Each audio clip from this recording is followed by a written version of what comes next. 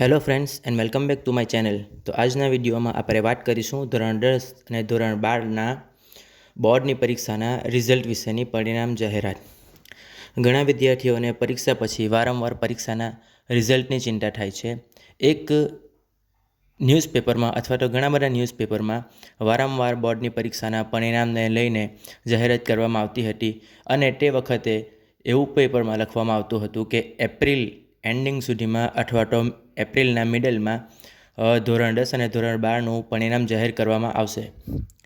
પણ હવે પરિણામ જે લેટ થયું છે તેનું કારણ છે કે તમે વાંચી શકો છો કે Gujarat secondary and higher secondary education board class 10 and 12th exam were completed in the month of March. એટલે કે પરિણામ માર્ચમાં તૈયાર થઈ ગયું હતું, પણ ડ્યુ ટુ ધ ઇલેક્શનના કારણે નાવ the board exam result will be declared after the completion of voting in ગુજરાતમાં જ્યારે વોટિંગની કામગીરી પૂરી થશે ત્યારે ધોરણ 10 અને ધોરણ 12નું રિઝલ્ટ જાહેર કરવામાં આવશે.